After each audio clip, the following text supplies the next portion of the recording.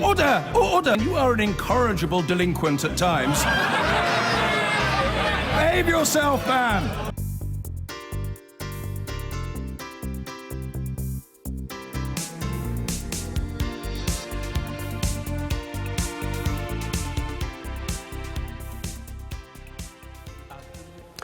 Now, well, most of us have not known the word incel. It's been very much in the lexicon of two recent killings. One accused killer is Alec Minassian, the man who it is claimed took a rider hire van and fatally struck 10 pedestrians with it in Toronto on Monday, also injuring 14 others.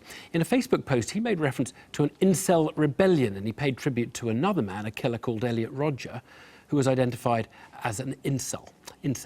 Rodger killed 6 people in Santa Barbara County in 2014. Now, incel refers to involuntary celibate. And this is a misogynistic cult of men who can't get sex and believe women are to blame, and in its most extreme and dangerous form, that violence and rape is justified. The strange combination of inadequacy and potential violence has been most forcefully expressed in an online group on the Reddit platform, and that group was banned last year as it breached the anti-hate speech policy of the platform.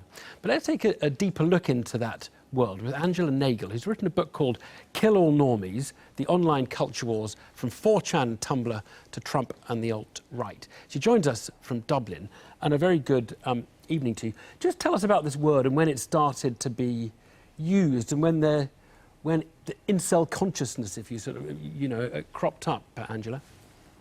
Well, I started looking at this roughly about 8 years ago. It's something that's been around for a while, and in fact, I had actually stopped writing about it because I sort of felt I had more or less said all I wanted to say. I didn't expect that it would remain so relevant. Is it political? Do you see it as political, or is it all psychological, personal? I've seen it described in the last few days as a political movement, which I would say is not right. I think it's something closer to kind of a subculture, or just a set of forums, maybe even a sensibility, a kind of an outlook on the world.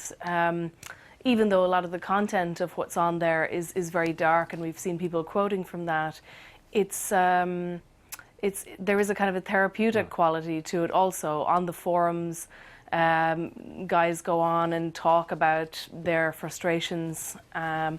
So it's more like an online culture than really an organised political movement. But this is really interesting. So the question I really want to know is it always unhealthy? Or because you've got groups who establish online, whether they're whippet lovers or whether they're people who are fed up with their car because it has a part that breaks down, and they can get together and they get something out of bonding and talking and sharing their problems. And there have always been men who've been felt inadequate or don't get on with women. Is this always unhealthy, or does it have a healthy side?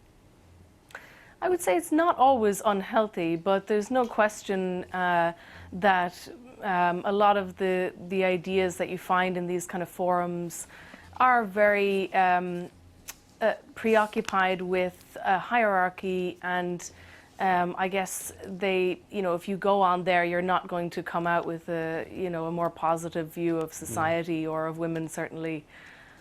Well, I suppose if you're mutually venting your rage about the world, in the end, inevitably, some people are going to become vengeful and become hateful and do really, really bad or mad things.